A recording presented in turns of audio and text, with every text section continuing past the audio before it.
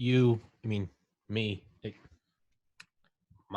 excuse me, guest had to cancel today, but I've had 3 of my last 4 guests cancel, and 4 of my last 5, and I don't like not putting out content, and I don't like blaming others, so I'm going to do a solo episode, which I have not done since episode 29 when I went on a crazy person rant about how artificial intelligence is the new nuclear weapon. So today is TPC 136, July 15th, 2022 at 6 p.m. Eastern Time. Podcast available on Spotify, BitChute, DTube, Vimeo, YouTube, blah, blah, blah, blah, blah. Those are all in the top comment. If anyone wants to come on the podcast, or if anyone knows anyone interesting, please shoot me an email at tommyspodcast@gmail.com or at protonmail.com. Always looking for guests. So today I wanted to talk about something that I don't ever get to see. There's never been a YouTube video about it. It's called the Lockheed Martin CL-1201. It's really weird. Normally I have a guest right here. And now I have my big, stupid, fucking acne-riddled, gap-toothed face with my Sikh Heil haircut. But whatever. So there are like a lot of awesome channels. Like, I'll bring this closer. Actually, it doesn't matter. I guess I can just hold it. I don't want to hold it. A lot of cool channels like Mustard, Infographic Channel, Jalopnik, Kurzgesagt, Kurzegast, Curious Droid, Cheddar. There are a million. Quixer, QXIR. Point being is that mega projects, mega engineering, mega structures, they all have really cool shit, but none of them have ever touched on the Lockheed Martin CL-1201. And I mean, there's like a funny meme. I guess if you like aircraft, if you're not interested in like ridiculous aircraft, this episode's gonna suck. So you just exit out, save you some time. Like the 747 is the queen of the skies, and put that right there. 747 is the queen of the skies, and the A380 is, the king of the skies, the only full length double decker commercial aircraft. And then the joke is that the 747's arguing about being the queen, and the A380's arguing about being the king. And then the Antonov 225 comes in and says, "Kids, what are you yelling about?" Because the Antonov 225 is fucking massive. It's got 6 engines. I think it can carry something like 500 tons. It's insane. It's the biggest. It is pure Russia. It was in the movie 2012. John Cusack flies it like it's a fucking Wright flyer. I don't even know what I meant when I said that. But there's something far, far, far larger than any of these. As a matter of fact, if you lined up a 747 wingtip to wingtip with an A380 and with an Antonov 225, all three, it still would not have the wingspan of the Lockheed Martin CL-1201. It's not even. It's like when you look at like skyscrapers over the years getting bigger and bigger and bigger. That's what she said. But like World Trade Center, Sears Tower, Petronas Towers, Taipei 101, they all just kind of outdo one another. Like they almost like Olympic records. They're just beating the previous guy. And then the Burj Khalifa just came in there, like big dick swinging, and it's like 30% taller than anything. I mean, you look at them all lined up over the years, the world's tallest towers. Burj Khalifa is just fuck off. It's the Usain Bolt. Run this shit. That's what the CL-1201 is. And obviously it was never built. There was never even, it literally never left the drawing board. So anyone can design anything, Oh, I designed one bigger. It doesn't really matter. It's never built. It's like the Mouse, that huge fucking Nazi tank, but they had planned a 1,000-ton Rata, but it never even left the drawing board. Like they actually built a mouse, MAUS, but it couldn't. I think the Soviets stole it, but whereas like the Rata never left the drawing board. And then even bigger than the Rata was going to be 1,000 tons. Bigger than the Rata was the P-1500 Landkreuzer, Landkreuzer, and it was just going to be Schwer Gustav, the 800 millimeter gauged railway cannon, and it was just going to be that, but it was going to have its own treaded platform to drive around. So it was just going to be the fucking Schwer Gustav, like with training wheels off. And the Schwer Gustav could shoot it was like a 7-ton projectile, like 29 miles, and it actually had a special barrel created that was never used because the barrel was destroyed in an RAF bombing raid. But so like in World War I, you had the Paris gun. The Paris gun could lob a shell 81 miles, to the point where you can actually find old newspaper clippings from like 1918, and it's like Paris being bombed. They thought it was being bombed by Zeppelins, because I mean the shells are, one, they're tiny. There's no smoke trail. They're, it's not a missile, and there was no planes overhead where you could see that it was being dropped from. So like shells were just, God knows how fucking fast these things are coming in. I would imagine supersonic, but fuck, what the fuck do I know? But these things were coming in and like every 15 minutes, just like wiping out some fucking cafe and just blowing people up and blowing whatever the fuck was on the streets, Model Ts. And you can actually find these old newspaper clippings where it's like, you can see, and like, it's like some like theorists suspect a super gun, but that's highly unlikely. And so the Paris gun was shooting from 81 miles away. It wasn't in Paris, obviously. It was technically not the Nazis either. I guess just Germans, the Kaiser Army. I don't know if that's the right term, Kaiser Army. Whatever. But this thing was 6 miles behind the front, and the front was 75 miles from Paris. So shooting 81 fucking miles. And let's look up the stats on that, the Paris gun. Because the Paris gun was crazy, but the Paris gun was also World War I. Paris gun, World War One. Let's see. Use in World War One. The Paris gun. The Paris gun was the name given to a type of German long-range siege gun. Several were used to bombard Paris. Blah blah blah. They were in service from March to August 1918. When the guns were first employed, Parisians believed they had been bombed by a high-altitude Zeppelin, as the sound of neither an aeroplane nor a gun could be heard. These were the largest pieces of artillery used during the was able to shell Paris from 75 miles away. 256 tons, blah, blah, blah, blah, blah. Muzzle velocity, 5,400 feet a second. Effective firing range, 81 miles. Scale model, it almost kind of looks like, I guess, you can see it kind of. It kind of looks like the Bagger 288. Oh man, what if the Bagger 288 was turned into a, that's a Photoshop. Blah, blah, blah. Okay, so let's see. Projectiles. The Paris gun shells weighed 235 pounds, so relatively tiny. Blah, blah, blah. 15 pounds TNT. 234 pounds, 15 pounds TNT. Okay. Yeah, so, pretty insane. World War I, 1918, 234-pound shell, 81 miles. Kind of crazy, right? Now, the Schwer Gustav was World War II. And this motherfucker, Jesus, this motherfucker. So its range was actually less than the Paris gun, which is weird because you always think, or at least I always think, World War II, everything is just scaled the fuck up from World War I. Just the atrocities, the weapons, the technology, everything. But it actually, in World War I, the Paris gun went 81 miles, but in World War II, the Schwer Gustav went 47 kilometers. I can't do math. What is that, like 30 miles maybe? I have no idea. I'm just guessing. So it went only a fraction of it.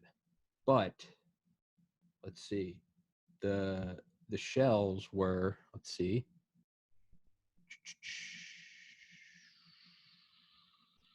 I have no idea. Sorry, I'm doing this by myself. I can't. I think the shells were 7 tons. So the point, Paris gun, 1918, World War I, 81 miles, 234-pound shell. Schwer Gustav, World War II. I want to say it was like something like 29 miles was the limit. But these things were massive. These were 7-ton shells. They're ridiculous. And then it had a special, almost like a video game where you put on the silencer or the scope. It actually had a special barrel that was going to be put on it, and it was called Langer Gustav. Makes sense.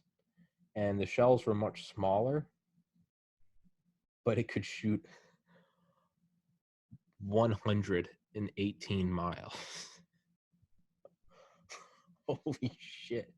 You could hit London from Calais, France. C-L-A-I-S. C-A-L-A-I-S. Jesus.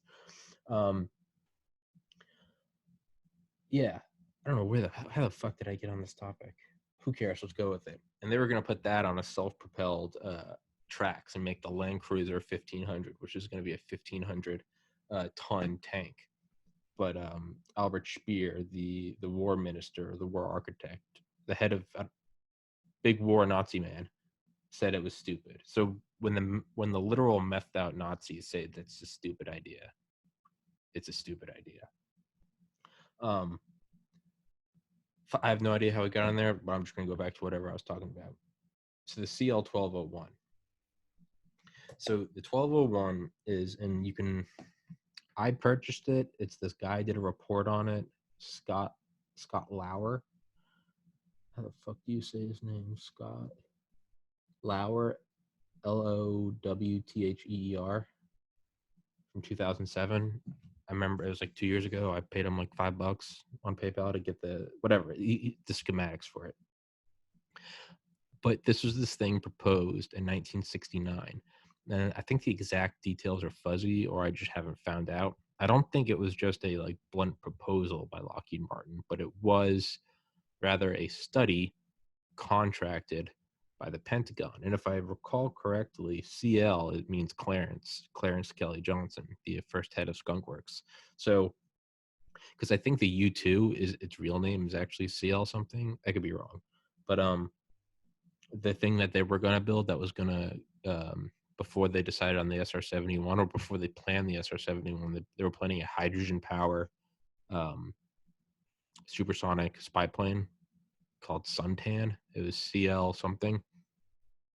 And it's actually funny. It's kind of like Family Guy when Brian walks in on Peter drinking kerosene. He's like, Peter, what the hell are you doing? He's like, Red Bull gives you wings, Brian. Somehow kerosene fuels planes, therefore kerosene is Red Bull. But Clarence Kelly Johnson actually told Ben Rich, he was like, this is going to be hydrogen powered. And Ben Rich is like, that's kind of, this is in Skunk Works by Ben Rich. He more or less said that's fucking retarded. And Kelly Johnson was like, what is hydrogen? What is hydrogen gas? Hydrogen. What is steam? Hydrogen and oxygen. All it is water. Hydrogen power is steam, or hydrogen power is water. It just makes me always think of Family Guy, like kerosene is Red Bull, Brian. And it turned out it wasn't accurate at all. And finally, Kelly Johnson scrapped it. But so he proposed, or after being contracted, was proposed the CL-1201. And now I'm just going to read about the CL-1201. A couple paragraphs, but I just don't want to butcher it. In 1969, Lockheed performed a study to determine the uses and capabilities of the largest aircraft feasible with existing technology. Again, if you don't like aircraft, this episode is not for you. The result was the CL-1201, a nuclear-powered aircraft with aerodynamics based on the CL-1170, but greatly increased in dimensions, with a wingspan of 1,000 120 feet.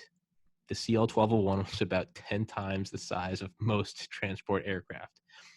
A large 1,830 megawatt, 1.83 gigawatt nuclear reactor filled the fuselage near the main spar, and 4 turbofans were mounted on the rear fuselage above the wings. Mind you, these turbofans are so big you could fit a 747 fuselage inside. The reactor, 30 feet in diameter, was to be shielded so that radiation levels 20 feet from the outer diameter would be safe for extended periods of time, 2.5 milligrams an hour. I don't know what that means. This is important, as the aircraft was meant to remain airborne for 41 or more days at a time. The reactor would be built so that it could shut down within 20 seconds, and due to the reactor's construction and large shock absorbers, could survive a head-on impact with a granite mountain at a velocity of 600 feet per second, 409 miles an hour, without the release of radioactive material. God, I fucking love the Cold War. The reactor and shield would weigh 690,000 pounds and would need to be refueled after 1,000 hours of operation. Design lifetime was 45,000 hours. During nuclear-powered flight, which would occur only above 16,000 feet, all flight below that would be wholly under chemical power. During nuclear-powered flight, the radioactive liquid metal would be circulated through the reactor. Okay, going on to the other reactor shit. That's not the fun stuff. The CL-1201 was designed to serve as a military transport aircraft that would serve at the forefront of major military assaults. The CL-1201 was designed around a hypothetical future where the U.S. has no overseas bases. Remember, Pentagon. This is a Pentagon, I guess, think tank, study, mind project, brain exercise. The CL-1201 was designed around a hypothetical future where the U.S. has no overseas bases. Submarines and aircraft carrier task groups are not stationed nearby. And I've read the other ideas, or they've been destroyed. Major attacks would need to be launched and supplied directly from the continental U.S. Thus, airborne transport capable of extreme long range and high capacity would be required. Nuclear power is the only way to achieve the range and duration required. A gross weight of 10 to 12 million pounds was chosen simply because it was considered likely that anything bigger would not be required. 2 basic variants were revealed, blah, blah, blah, blah, blah, blah, blah, blah. A standard hypothetical mission would involve, so the idea was you were going to send like a fleet of these. There would be one which would carry all the people, and seven others would carry all the equipment. So one of them would carry 3,896 troops. Wait, no, sorry, each one of these would carry 3,896 troops and 207 tons of equipment. Jesus Christ. Included in these were mortars, artillery, light aircraft, Army assault aircraft, and presumably attack helicopters like an AH-56. Then you would have support CL-1201s. There are all these variants, 1201-1-1-1-1-3, blah, blah, blah, blah. The attack aircraft carrier, the AAC variant, would carry 11 fighter bombers under each wing and 2 more in the fuselage. And they're carrying them for transport. This isn't a C-5 Galaxy carrying something that's been, folded up. These were to be launched from this motherfucker. The actual breakdown was more close to 16 air-to-air fighters, 8 ground attack close support aircraft. It's unclear if these were to be wholly different. Blah, blah, blah, blah. The fighters could be accessed by their pilots via tunnels in the wings. The intent was that the AAC, the attack aircraft carrier, and its fighters would provide cover for the invading force. It would also serve as command center for the invasion force of this whole fleet. The ones with the troops and the 6,200 tons of equipment. It would also carry 10 long-range attack missiles. So it's becoming more and more like the Arsenal bird. from Ace Combat 7 with the Helios projectiles. If this is a blah, blah, blah, it could carry tactical nuclear ballistic missiles or even Pershing-style ballistic missiles. This thing would orbit the battlefield at 600 miles from the combat zone, so from the battlefield, and 30,000 foot altitude. So just like, it's like an AC-130, just not even on steroids, on fucking meth. The second version was the logistics support aircraft. So whereas we just covered the AAC, this would be the LSA, the logistics support aircraft. The carrier of the bulk of the, this would tow 5 medium intra-theater transport MIT aircraft. And what these are aircraft the size of 737s. The size of 737s. And it was off the wingtips on each side, so 1, 2. Then closer to the fuselage, but like halfway between the wingtips, 3, 4. And then right off the back of the fuselage, 5. Trailing, 5. So almost like, I don't know, I'm thinking like Finding Nemo, almost like a big-ass whale. You can kind of just hang on it. I don't even know if that's from Finding Nemo. Whatever, let's go with it. And what these would do is so these are tailing from it. Troops would then, there's like a clamshell apparatus. I'm sure it's going to get to that, but fuck it, whatever. And these 737s would come up, and there'd be like this, like attached to the back, like a suction over it, almost like docking with the ISS. It would open up, it'd be pressurized, and then people could go to and from the massive CL-1201. This thing could come out, and then this thing could go land and drop people off. Sounds like an awesome commercial idea, but Cold War, baby. So in order to transfer payloads, in order to transfer payload and passengers from the LSA, the MITs, the big-ass 737s, would physically dock to the larger aircraft. The LSA was equipped with 3 docking ports, one on the trailing edge of each wing, and one at the after. Okay, wrong. And one at the after the fuselage. Okay, so sorry, 3, not 5, but it says 5. I think it could pull 5. I guess that makes sense. They pull up. Yeah, because from what I've seen, the schematics I've seen, and I'll link those in here, is, yeah, I guess the clamshell is like it's actually touching, like it's touching the bulk of the CL-1201. But the other schematics I've seen is when it has 5, not 3, it almost looks like they're being refueled, but with like really long tethers. It's like a big ass aircraft, and then it's like pulling the other 5 with it, almost like gliders, like, you know, those fucking parachute things in the back of like boats, paraglide. I don't know what those are. You know what I'm talking about, though. It's like pulling these. I guess that makes sense, though. You got this big motherfucker with a 1.83 gigawatt nuclear reactor. I mean, yeah. I mean, why not? 737 come up, dock. I don't know. Plug in. Guess it's not fuel. Guess it's not chemical fuel. I don't know. Maybe these are electric. I have no idea. Maybe I have no idea. I'm not even going to pretend to know. I was about to start speculating, but I'm a moron.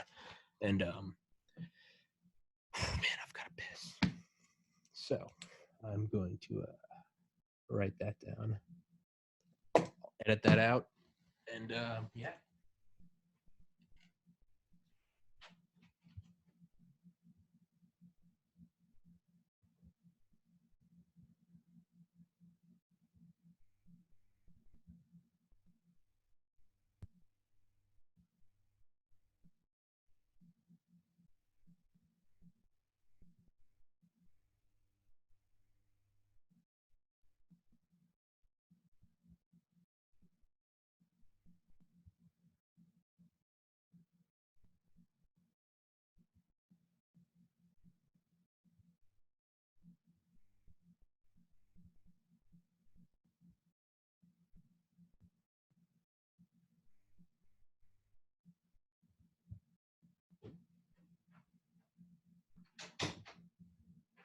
So I'm going to edit this out for the YouTube video, but for BitChute, DTube, Vimeo, VO, I upload the Zoom file, and the Zoom file records automatically. And if I edit it, it somehow becomes larger. But if I don't edit it, it stays at like 200 megabytes. So I'm not going to edit that out for those platforms. So Sorry, piss break. I guess take your own intermission. I've got a blister on the back side of my left heel. It looks like a fucking one of those bounce things you see in the lake. Yeah, I know you asked. So, the logistics aircraft. Okay. The LSA was equipped with 3 docking ports, one on the trailing edge of each wing and one at the aft of the fuselage. I don't know what that means. I'm going to guess that means the back. The MITs with dock gear, which is the big S-737s, powered down there. And okay, I need to stop speculating because every time I speculate, it's like the next 3 sentences answers the question. The LSA was equipped with 3 docking ports, one of the blah, blah, blah. The MITs with dock gear, power down their engines, and open clamshell nose doors within the pressurized confines of the docking adapter and take on board cargo and passengers. Little information is available on the MITs, but they are shown as being the same size and general configuration. Sorry, of the 707s, not 737s. I don't know what the fuck the difference is. Aside from the number. Clearly, though, substantial modification would be required, not only with regards to the new clamshell leading nose, but also for the mechanical clamps required to hold onto the MITs and keep them in place against the buffeting and pressurization differential, blah, blah, blah. Each MIT could carry 150 combat-ready troops or 32 tons of cargo. Jesus, I'm having a stroke. So each of these.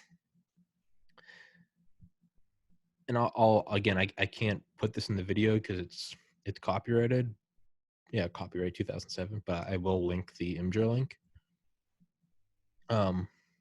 Each LSA would carry 400 combat troops and 1,150 tons of cargo. Okay, so I fucked that up earlier. The whole fleet would be 3,800 troops with 6,900 tons of cargo.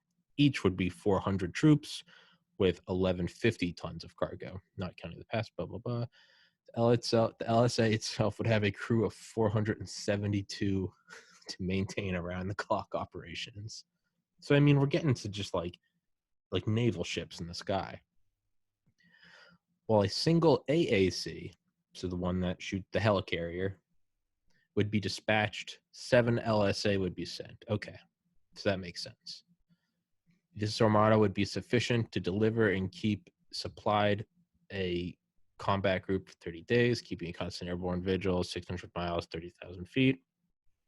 The CO-1201 aircraft would be defended not only by the fighters, the 11, and I think they said it would, at the time, it would have been F-4 Phantoms. So imagine 11 F-4 Phantoms under each wing.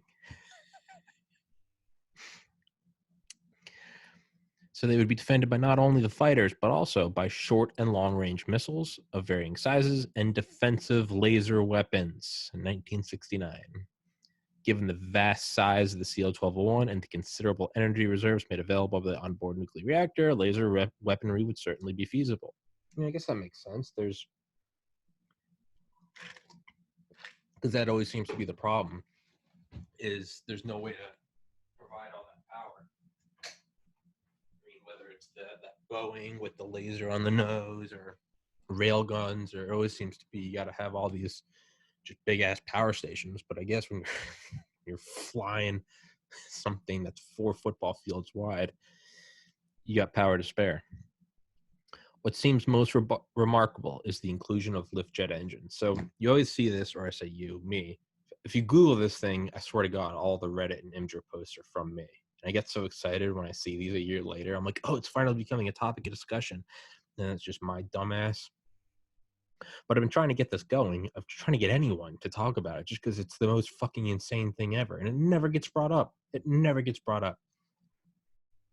So, but one thing you always see is there's always just like hacky jokes like, man, how big would the airport have to be? It'd probably have to be 1,000,000 miles long. It'd probably be quicker to just drive. It's just all this really hacky, like, it would take longer to board than it would to fly. It's fucking shoot me now. But this was not hacky. This was Clarence Kelly Johnson. So inclusion of lift jet engines. So this thing would fucking just vertical takeoff and landing. So fuck the F-35. We're going to fly around a fucking Superdome. So it had lift jet engines. The LSA would be fitted with 54 lift jets. The AAC, sorry, okay, so the LSA had STOL, so I think that means short takeoff and landings. So the LSA, the one with all the troops and shit, that's 54 lift jets. And I guess so it's got like, they can take off relatively short. The AAC, the one that everyone cares about, the flying aircraft carrier, fuck the other ones. Those are just glorified cargo ships. The AAC, this would have VTOL. So this is where it says the LSA is STOL, which I believe means short takeoff and landing, STOL. The AAC, the helicarrier, that would be VTOL, so vertical, so just straight up. It would have 182 lift jets. And what you can see in the schematics I'll link is it's got these two banks right on like the front, kind of near the cockpit. And they're flush with the sides of the fuselage, but they open up and it's just these banks. And they're almost just like packed in there like honeycombs, but it's just 747 engines, like 30 or 40 on each side. And then, so you got these two, like these square banks. I wonder if I can zoom in and see how many they are. 1, 2, 3, 4 deep and 6 wide. So 2 banks, each one with 24 of these, 4 by 6, just, I mean, literally touching. So just on each side, you got 24 747 engines, banks that just open up straight up. And then, I wonder if you can see that. There you go. And then up and down the wings, you can see, can you see it? Yeah. See all those lines?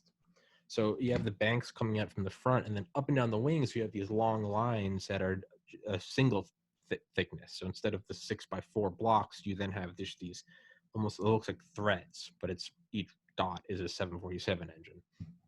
And so if there's 182 total, fuck, I got to do math. 24, 24, 48, 48 from 182 is 142, 134. So 134, 34 divided by 2, 67. So on each of the wings, there's 67 747 engines, but they're not facing forward like normal. They are within the wings, and they go vertical. So I'm guessing it has just like it doesn't say anywhere in this, and I'm just filling this in on my own, but I don't give a fuck. It has like a sheath, opens up, and you got these almost kind of like the F-35. It's got that like lift fan thing. It's got this, but it's got 67 in each wing, going from the fuselage to the tip. That's what she said, on each side, and then it's got the 24 banks on the front. So you've got 182 of these. Jesus Christ, 182 divided by 2, 91 divided by 2, 45. So you've got the equivalent of 45 747s. Yeeting this bitch straight up. But the fun doesn't stop there. Most of the engines were located aft of the rear wing spar, but there were also banks lifted, flat banks of 20 engines each. That's bullshit because I just did the math and it says 24, whatever. These banks would be located within the forward fuselage, and one would extend out each side of the craft for VTOL lift. I need to get Scott Lowther on my podcast. That's what I'm going to do. I'm going to fucking email Scott after this. Shout out Scott. Given that these aircraft were meant to not, okay, bold letters. Given that these aircraft were meant to not land in the combat zone, but only bases in the continental U.S., VTOL capability seems a bit of a waste. I know I said I was going to stop speculating and keep reading, but I lied. Fuck off. That makes sense. No, does it? Okay, because if you're only flying, I mean, you have 41 days of flight, so you don't have to land anywhere. You can land where you desire. So land in the United States, okay. But I don't see how that's a waste, though. I mean, I don't know. Maybe you make one giant. So let's say you don't do the VTOL. I don't know. I guess that maybe out in like the Nevada test range where the U.S. has like the government has their own sandbox. I don't know. Maybe you put the runway out there. Because the runway at Area 51, right? That's 25,000 feet long. There's enough space on the Area 51 runway that you could do a shuttle landing on each side with 5,000 feet, almost a mile to spare. So you land each one, parachutes deploy, slow down, and from the nose to nose would still be 5,000 feet. I have no idea if that would be enough for this thing.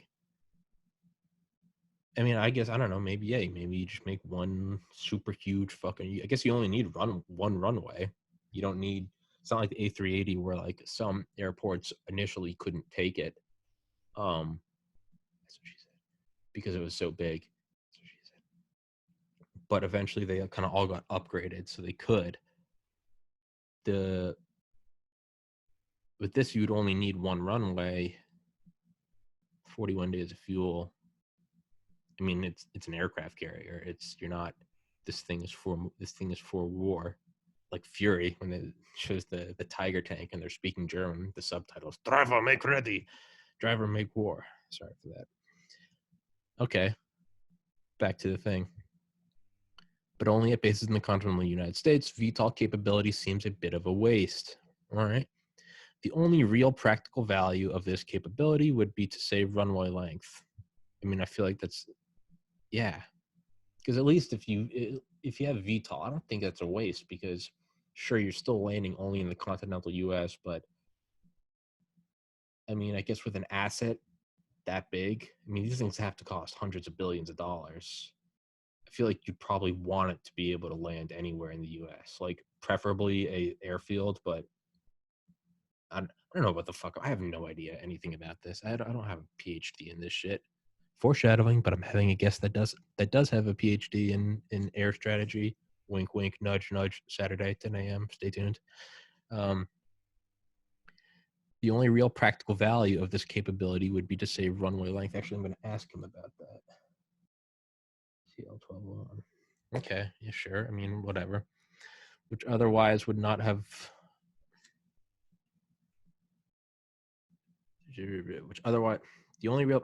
Given that these aircraft were meant to not land in the combat zone, but only at bases in the continental United States, VTOL capability seems a bit of a waste. The only real practical value of this capability would be to save runway length, which otherwise would not only have to have been exceedingly long, but also incredibly wide. That's what she said. The outrigger landing legs spanned approximately 200 meters. I don't know what that means, meaning a runway width well in excess of 650 feet. The CL-1201 would be solely land planes and would not be amphibious. I mean, how is that another surprise? I feel like that makes absolutely. I guess, I don't know. Maybe a Crown-plane, Caspian Sea monster. Yeah, I don't know. The CL-1201 would be blah, blah. To accomplish this, 6 main landing gear would each be 8 wheels, each 8 feet in diameter. I don't remember reading that. Woo! 6 main landing gear. Each gear, 8 wheels, each wheel, 8 feet in diameter. Jesus Christ. 2 4-wheeled nose gears would be equipped with 5-foot diameter wheels, you know, to be conservative.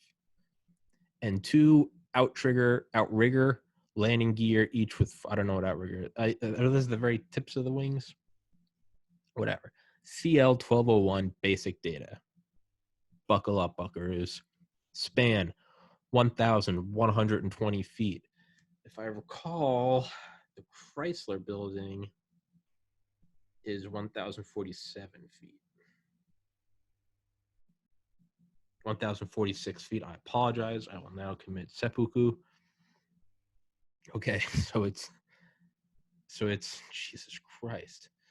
So it's 74 feet wider than the Chrysler building is tall. Christ almighty. The fuselage length. So actually, let's look that up. What's a 747's wingspan? I'm gonna say 240 feet. 211. Okay. Airbus A380. Let's see what that wingspan is. 262. Okay, big boy, big boy. AN 225. 290. What a C5 Galaxy. I'm gonna say 250. 223. Spruce Goose. I'm gonna say that was what was AN 225 was 290. Spruce Goose, I'm gonna say is 360. Spruce Goose 320. Okay, okay. And what's the big one right now? Strato launch.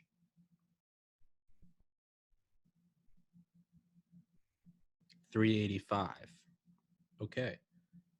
So let's see. AN 225 is 290. And A380 is 262. And a 747 is 211. We're only at 763. So let's throw on the Strato launch. 1,148. And what was our guy? 1,120.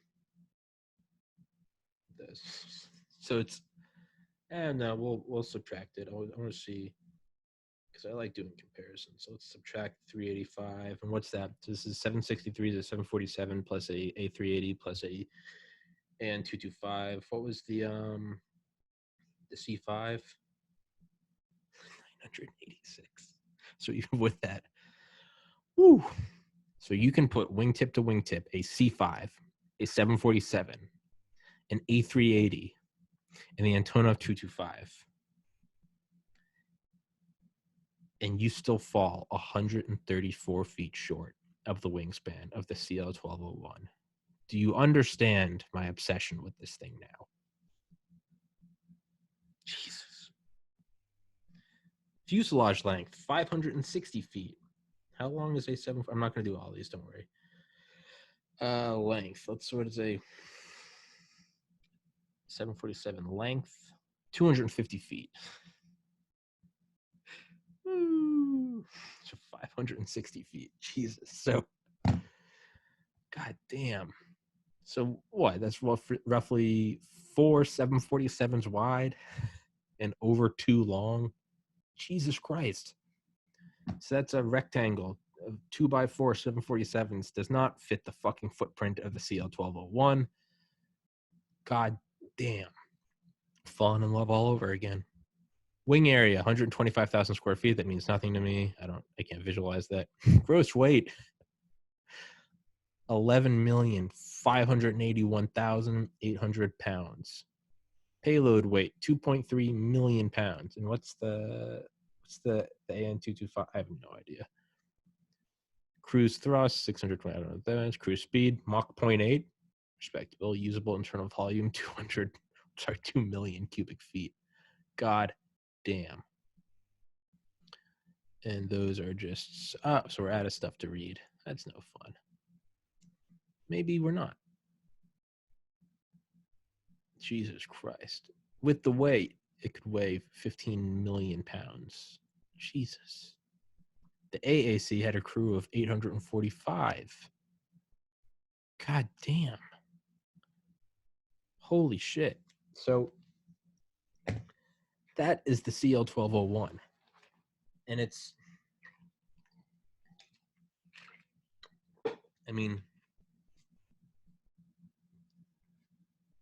seeing as how we designed that, and we actually built a working design, a working Tori 2A and Tori 2C, the working 1/10 scale Pluto missiles, which was what today's podcast was going to be. Paul, but it's busy.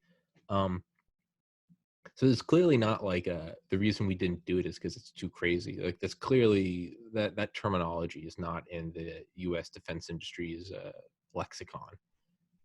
We didn't do this because it's. I mean, clearly we could just do more with a aircraft carrier. It's just whatever makes Uncle Sam's dick bigger. But I wish we did do it because it's just it's just fucking one. It's like the A380. Like, there's so many things wrong with it, and they're already phasing it out of a lot of these airlines. I think the only ones keeping it going are the ones propped up by that sweet, sweet trillions of oil dollars. Etihad. What's the other one? Not Qantas. What's the other big Emirates and Etihad? Those big boys, they're keeping them going. I think they're trying to turn them into cargo carriers. I don't know that. I think COVID kind of led to that, is like an early retirement. I could be butchering all of this, but here on Tommy's podcast, we don't fact check. That's going to come back to bite me one day. I don't know when. Um, so, but I mean, there's something about the A380 that it's just, it's like you almost don't give a fuck about logic. It's a double decker, the whole thing. It's got showers and beds. It's like what is it, the Dreamliner or the Neo, whatever the fuck the new airlines are. They're finding that it's a lot more, because I believe the idea of the A380 was we're gonna have these fucking big boys, and these were gonna go between like the major airports, Heathrow, LAX, Chicago. Is Heathrow's Chicago, right? What's the one in London? What's that big one? I don't know. Governor. We'll call it Governor. I'm sorry, that was cringy. Um, ATL, Hartsfield, and then I don't know even know why I'm going to pretend to guess. I have no idea. Whatever the other big fucking ones are. I thought it was London Heathrow, Chicago O'Hare. The idea is you're going to have these ones go from all these huge ones, and then you're going to have smaller aircraft go to, fly from London to Atlanta, but then you take a smaller one from Atlanta to, I don't know, fucking Charlotte. I have no idea. Miami. I have no idea. New Orleans. I have no idea. And I think I guess their models were fucked up. I mean, clearly they're not idiots like me. They're not just like, big aircraft, make it now, and let's fly that puppy, dude. It's a great idea. It's clearly they thought that was the move, because Airbus put so much money into it, and so many things had to be made custom, and so many airports had to be upgraded. But I think their model said that that's what was going to be next, and then I guess they're losing that battle. It's because it's turning out that the way to go is just having highly versatile, medium range, highly fuel efficient, I guess mid-tier planes. For me, in my mind, there's like Cessnas and there's like 747s. Everything in between to me is just medium. I have no idea. So again, take this with a grain of salt, or don't if you're watching your blood pressure. But so, but I guess they're finding that was really bad. But I guess they're finding that that's not the way to go. Is to have these intra-side, or that is the way to go. Highly fuel efficient, I guess decent passenger capacity, quick turnaround. I don't know. They fit into all the existing airports. I'm guessing they're using the same engines. I don't know. It just seems like it's kind of like why Gerald Bull, the guy that built that super artillery gun for Saddam, why he was so appealing to them was because it wasn't just that he could build this huge artillery gun, it's that he could do it with existing pieces. It's like Skunk Works did that a lot. They were professionals at cannibalizing. So they could create their own new things using like existing pieces. It's like you have like a set of like Legos and you can build shit with stuff that's already in your wheelhouse. Which, I mean, aside from the fact that they're not an American producer, and that would be the antithesis of what Trump is or what Trump claims to be. Not getting into that, but that's why the Secret Service didn't get an A380 for the new Air Force One, which I was very disappointed about. I don't give a fuck that's made in France. That would have been awesome, because it's an A380. Logic goes out the window. Who gives a fuck? A380, get it done. But I think part of the reason was not only it was built, not only in a 747 built American, not only would it be built in America, and the Secret Service could, because I believe the head of Boeing showed where they're being built, and he was like, Secret Service is here from the ground up. You got to make sure that you're not putting like C4 in the actual composite. Like, are you putting in surveillance shit? Are you building something so you're not putting a bug in, but you're from the ground up? You're building this thing and it has flaws or points of entry, back doors. That's what she said. So you got to watch from the ground up how it's built. I imagine they probably do the same with like building like bunkers and shit. They got to make sure that they're not pulling some like Bane thing and putting in explosive concrete. But also I would imagine, in my incredibly limited knowledge, that you want to keep it a 747 because although experts often say what the 747 and Air Force One have in common is their general shape. Because in reality, they said that this thing is as much as it's like the Beast, the presidential limo. Is if you actually look at this thing, it looks like a fucking like Cadillac or whatever. But if you actually look, it's not even that it's like, and I could be wrong on this, but it's not even that it's like the shell of a Cadillac. The insides are all different. Everything is actually scaled up. It looks goofy. If you like ever find pictures of like the president or Secret Service standing next to it, find like Obama near like the front wheel, it's all scaled up. So it's like this isn't even like a commercial Cadillac. It looks goofy. It almost looks like, I don't know. It's like, I think on, what is it, on Top Gear when they go find that huge ass like truck in the desert, and but everything's just scaled up. It almost looks like a model because you're like, that something's not right. Right? It's almost like Willy Wonka where they're walking down the hallway and then they like bump into the ceiling and they saw that it was all just an illusion of angles and shit. The Cadillac itself is, I'm pretty sure it's not, it's designed to look like a Cadillac, but it's not even.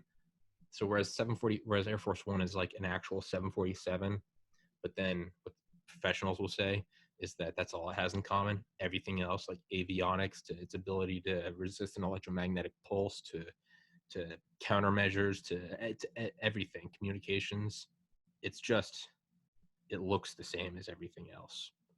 It'd be like if you had like an iPhone or something, but it was actually like an NSA phone. Like the shell would look like an iPhone, but it would, for all intents and purposes, be a different phone. Going off on a rant, but like the Beast, the Cadillac, is pretty, because this thing, it has, they said its doors are as thick as 747s. This thing, I'm pretty, and I could be wrong, but I'm pretty sure it's just designed to look like a Cadillac because it's like I don't know, it's like an effect that it has on the public. Like you don't want to like be rolling the president in and like in. I mean, the Secret Service would love to have him in an M1 Abrams or an APC or some shit, or an MRAP, but I think it's like the stately image, I guess. Yeah, that's what I would imagine. I have no idea. I don't actually know. But it's like, I remember watching a documentary years ago, and like the Secret Service is like, if we had our way, the president would be inaugurated, and then he would go into a bunker under the White House, and he would stay there for 4 or 8 years, and then he would come out. If the president had his way, he would be walking and shaking hands and kissing babies. They got to find a middle ground. So I guess it makes sense. They probably want him in some fucking like mobile nuclear bunker, but you gotta, you want to be a Cadillac with the flags and shit. I don't know where I'm going with that. 747. So they said that that's about all that it has in common with a 747 is that it looks like one, and I guess the outside looks like one. But in that vein, why wouldn't it be an A380? 747's been around forever. And I guess it makes sense that you would want something where like this supply chain has been around for so long at so many airports on so many continents and countries over so many decades of different companies. Its pieces are spread all over the world, replacement pieces, that in a way you were almost taking advantage of that. It's like we have backups everywhere. It's like that's like it's like the B-52. It's like, why make a new bomber when we have this one that is tried and true, and the pieces are all over the world already. Versus if you make a brand new one, sure, you could have pieces somewhere, but I mean, from a security measure, I'm just looking at it. This podcast is going off the rails. I don't care.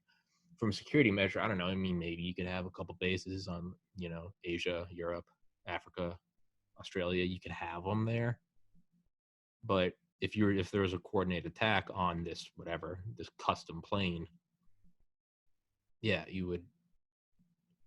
that would be easier to knock it all out. Versus, it's kind of like Oh, what was that that Discovery Channel documentary on the 747? Oh, not the 747, Air Force One. It's like, how do you get all the food? And what they do is they just send out plain-clothed agents to different grocery stores, anywhere from like a mile to the White House to like 100 miles, some like just sphere or circle, and you just go buy food. And that way you don't have to worry about getting like a custom presidential like feed of food that's all been tested for poisons, and because that would be relatively easy to I guess do an operation. Go in there, you got to get an inside man, put some VX gas or something, or arsenic. Hello, NSA. But what they do is they just send out plain clothes people, and they just buy them from whatever grocery stores around. And so now, if you wanted to poison the president, you would have to poison every grocery store, every item for 100 miles in every direction. You might be able to pull that off once, but it's going to get picked up. Everyone's going to get sick, and they're probably just going to stop buying food. So it's it's work smarter, not harder. There are different ways to do it. So you could build this like special presidential A380, but because the A380 is so young and limited in where it's gone, I guess it would be easier to wipe out all the areas, hit the president in the air, and then, okay, we know he's off the coast of wherever. We know the only airport that has A380 pieces is here, so let's also hit that. I don't know. I mean, it all seems like, kind of small chance of success, but imagine having a 747 is just, I would just think that they've done so much research and tests. When was the first presidential 747? Was it, I don't think it was Reagan. I think it was HW. I don't know. But I think they're on the second set right now, and the upcoming will be the third, which have been commissioned under Trump. I don't know. But I also imagine that they've just done so many fucking security tests and protocols and training. And again, this is based in nothing, just my stupid imagination. But from like, I don't know, like FBI, like HRT, hostage rescue team, or Delta Force, DevGru, like, training to like breach like Air Force One in, scenario 1974BK. And they've probably done so many tests with so many missile systems and missile batteries and satellites picking it up. I feel like they've done so much with the 747 that it's like, why? It's almost kind of like Xbox controllers or PS4 or 5 controllers. Like they pretty much have stayed the same, because like you always want to improve it, but at the same time, it's like that just tried and true general shape and knowing where the buttons are. It's like the keyboard. Like different buttons, sure, kind of more of that like analogy, clickety clackety, or even the touch screen on an iPad, whatever. I have to pee. Like that segue, you better, because that segue is mandatory. Because I have to urinate.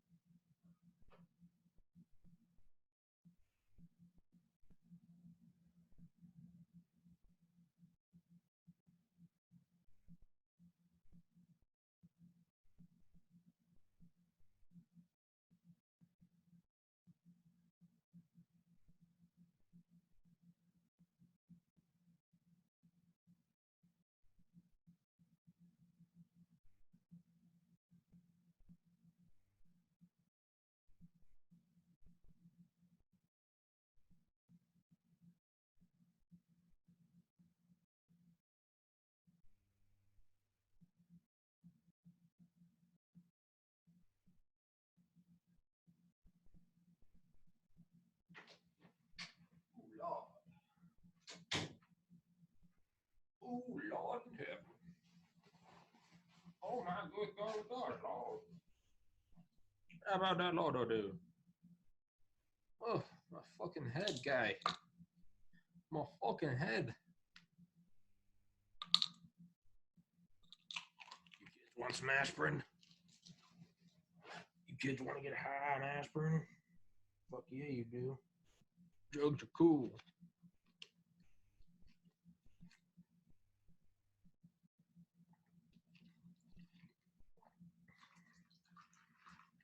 We salute you. Acetylsalicylic, what is it? Acetylsalicylic acid. We had to synthesize that in OChem at UGA. We had to synthesize acetylsalicylic acid. Shithead. God, this fucking blister on the back of my left foot. Jesus Christ. Ugh. I'm gonna take off my sock. Ugh. So, yeah, I mean, I guess that makes sense is why the 747 is what it is, right? I'm kind of disappointed that they never made two things. I wish, because the 747 initially it's like a sign of like grandeur, right? At the DMZ between North and South Korea, we always put our biggest Marine. You know, who did MacArthur get aside from the two? I want to say Bataan Death March survivors. Might have just been Japanese POW survivors. But aside from those guys, who did MacArthur have with them behind him on the Mighty Mo when they were signing the Japanese terms of surrender capitulation? They got the biggest Marines. It's definitely like the sign was like the 747. Like, you might have like a head of state plane. You don't have a 747, you know? Like, I think Bill Gates has a Dassault, Dassault, Falcon. Not important. But like Khrushchev, what was the big ass plane he had? It wasn't a Tu-160, it was a Tu-144. Khrushchev got one of these things to be retrofitted to be his like state plane. So when he came to visit the United States, he could fucking get off on that thing. But like originally it was like the president was like, it was like the 747. Like, you can't match this thing. It's got that double decker hump. It's got the fucking 4 engines. You need a goddamn staircase. I guess they all do. But it doesn't really feel like it. That is and this is from like a viewpoint of like American exceptionalism, hence the flag. But 747 doesn't seem like the 747 doesn't have that like Burj Khalifa feeling anymore, where it's like it truly is like the biggest and baddest. I feel like if you had a presidential A380, that might do it. But I feel like you got to step it up. I don't know. I mean, it's not important. This is why I'm not a leader. But yeah, I don't know. 747, there's not, I don't know. I feel like you'd want to get a 747 or a presidential CL-1201. Like, can you imagine that? Like, it could launch its own fighter jets. Can you imagine that fucker just like flying over the horizon? You know what? Fuck it. It doesn't even need to be an Air Force One. Air Force One. I just want to see them built. Like I think China sucks and China is asshole. But at the same time, I love it because I'm pretty sure China's contracting Antonov Design Bureau to build them a bunch of AN-225s for military transport. That's not good for us, but as someone that loves these like fantastic structures, these vehicles, that is awesome. I'd love to see them push it forward. Just like I don't want to see China build a fusion reactor, but they're trying to. And because they're trying to, you know, the US is going to build one and everyone's going to benefit from fusion becoming a thing. You know, I think the best thing that could happen to the space industry is if China decided to put a man on Mars before us. You would see us scrambling. So I kind of like that they want to build a fleet of AN-225s because I feel like that's going to force us to build the next great thing. So let's see. China, AN-225. Yeah, there we go. China buying. July 18th. Ooh, July 18th, 2019. Almost a year ago. New bid for stake, blah, blah, blah. Okay, Chinese firm is trying to buy. Okay. Trying to buy into Antonov. China wants to put the gargantuan AN-225 back into production. damn it, 2016. Might as well be a dead article. God, I would love them. Step into that, blah, blah, blah, heavy lifting, 800 meter charge, partially, blah, blah, China building, too much antennas like the agreement signed between the Aviation Industry Corporation of China, CCP, and Antonov. Oh, they did sign something on 30 August 2016.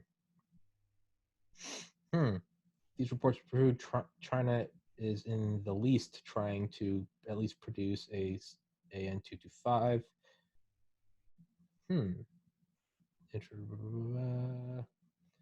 So and yeah, I'm not finding anything, and I don't have a guest on to help me fill the time, so I'm not going to do that. But I mean, and I guess the reason why the A380 is dying is proof that what I'm about to say wouldn't work, but I don't give a fuck. God, I would love to see the CL-1201 built, even if just for, it doesn't even need to be some Cold War super weapon. Like, even if Amazon bought it for like cargo, I just want to see it built. Like, I just want to see it built. I want to see like the Modern Marvels episode on it. I want to see its appearance in a shitty movie with Tom Cruise. It'd be Tom Cruise? No, it would have The Rock. It would have The Rock and have The Rock take the wheel. Yeah. Yeah. I mean, I guess you could maybe build it for transportation. Of course, it'd be for transportation. What the fuck else are you going to use an aircraft for? What if you built this thing and used it like we were going to use in the battlefield? But instead of holding in a holding pattern 600 miles around the battlefield, what if you just flew this thing around like the equator, right? You could have like a couple just cover the, I don't know, have 4, right? Yeah. 1, 2, 3, 4. Yeah. They kind of look like an atom, like the atomic sign. You just had those going around in an equatorial holding pattern, 30,000 feet for 41 days straight. And they can carry what? 6,900 troops, 3,800 troops, whatever. I'm butchering it. Regardless, 3,800. It's still insane. Spit on my screen. But you could hold this for 41 days, nuclear reactor. And what if you had those MITs, those 707s with the clamshell apparatus docking? What if you had one of these things going and it was just lugging around the world, and you could, I don't know, it'd almost be like if you had a cruise ship and the cruise ship like kind of slowed down but never actually stopped and just kind of came near a port city, and you'd have everyone get off on like almost like tugboat size like transports, even like small yacht, and like those are coming off and like new ones are coming up, and the new ones are like an hour before like they left port, and it's everyone that wants to get on the cruise ship, and so these things are ready, so it's letting go of these people, and then the new ones are pulling up and docking, but the cruise ship never has to stop. Because I can imagine that only that's got to take so much power and fuel stopping and starting again. Not to mention just all the money lost from it not moving. I love to think about like these like fucking Boeing CL-1201s just kind of just in like a lazy orbit carrying 4,000 people, and 707s come up. So like, I don't know, you go get on a 707 at Atlanta and you take off, and then you're just kind of like going around Atlanta, and then you see this big ass thing coming over the horizon, and you see 707s undocking from it, and those are going to land in Atlanta, and these new ones are, you go up and dock with it, and then you get on that flight. Yeah, you get on that flight, and those 707s go leave and park back Atlanta, but now you're on just this big fucking lumbering thing, and it's like next stop like Beijing or something. What if you didn't even need to hold 3,800 people? What if you made it more like a luxury thing, like true first class luxury? Like you literally get like fuck those what is the Etihad residents? forget that. What if you literally had like,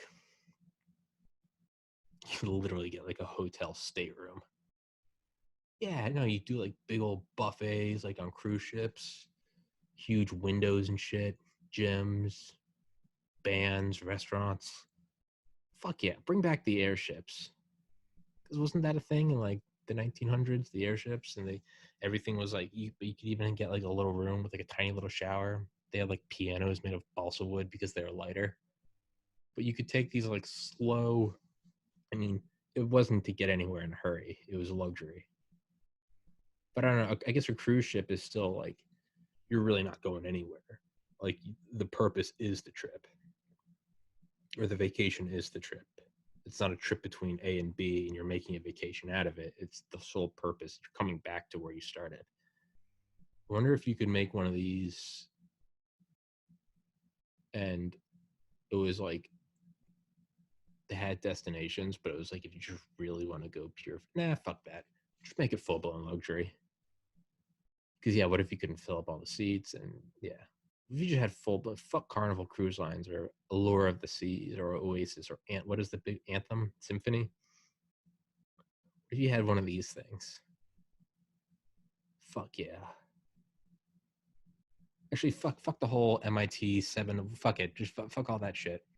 What if you just had like a cruise, like a 41-day cruise? Man, you could go over the North Pole. God damn it! If I ever become a billionaire, I'm funding a CL 1201 cruise line. You could go see the Aurora Borealis. You could go watch like fucking algae blooms in like the tropics. You go watch like sandstorms. Go over the Himalayas. Fucking watch the sunrise over like a steamy Amazon jungle. Go over Antarctica. God damn. That would be insane. Go over different cities at night. You go, yeah, fucking over Manhattan. Go over LA. That would be so cool. You should fucking go see like historic Grand Canyon, Mount Rushmore. God damn, that would be badass. Go see all like the archaeological sites in like Sumeria, Sahara Desert. Fuck, Burj Khalifa. You could just go on a world tour for 40 days. Man, that would be so insane. Yeah, you could have concerts and shit. Imagining like a room with like a glass floor. God damn. That would be the coolest thing ever. Go way up. Maybe do like a couple nights of super high altitude. Go look at the stars unfiltered by atmosphere. Man, that's depressing that doesn't exist. Elon, we need you. Or is the way to go, you don't make it a luxury cruise liner? You certainly wouldn't do that with like college kids. Fuck that. That'd be a liability. Man, maybe it would just be like almost like a lazy river. You could just hitch a ride on it. Maybe it would be really cheap. Maybe it would be really, really cheap. So let's go in the opposite direction. Maybe it's not luxury. Maybe it's like a mega bus. What are those like $1 ridiculous shit? It's like San Francisco to Boston, $1. My friend Mike used to take those a lot. He'd travel a lot. And he's like, yeah, man, dude, those are fucking great, man. But you always kind of gotta like watch yourself because like the person next to you might just be nodding off on heroin. Like, but yeah. So what if it's the opposite of like a luxury liner? What if it's just this like lumbering fucking just pack it? Like you'd run it by Ryanair would buy it.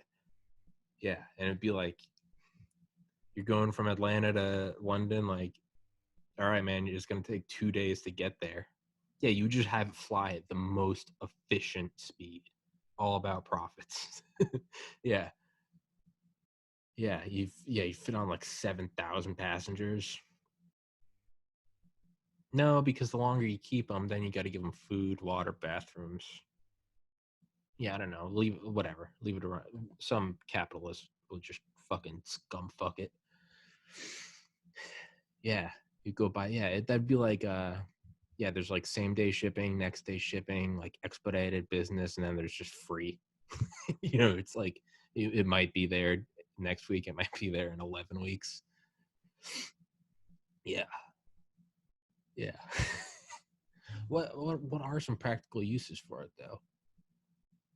I mean, anything you're shipping in that size, why would you not just put it on an oil tanker, right, or a cargo ship? I guess there really isn't. I don't see it ever really being profitable. There's like, in my completely limited knowledge, I feel like there's like two ways that you would make this profitable. And one way would be chartering it out to the super rich, or anyone willing to buy a luxury ticket. And the next would be, it wouldn't be profitable, it would be the military, but the military is where fantastic shit happens with no regards for profit or efficiency. F-35 doesn't fucking matter. It's because they need it, right? Yeah, that's where you see shit that doesn't need to be profitable. It's just badass, right? So, yeah, I guess it never will be created unless it's military, where they're not worried about turning a dollar. It's about force projection, or luxury. I guess there's just not really a practical purpose, because what would you? Not that I have any knowledge of shipping or supply lines. What would you use it for that you couldn't just use cargo ships for? Cargo ships that exist in shipping lanes with ports. These established rhythms that have been going on for centuries. Well, yeah. I mean, there's like the hacky, like, yo, you could use it for Christmas when everyone's buying presents. But Thanksgiving, yeah, I don't really. Military or luxury? I don't. I mean, I'd like to think about it being like a global, like, UN project. It would be for like humanitarian crises. You need to get all these refugees out of there. I think the Antonov was actually used for that once. But you need to get all these refugees, or you need to come in and I don't know, disaster support, FEMA, come in and just drop. But again, what couldn't you use in just like a convoy of semi trucks? It seems like there's really no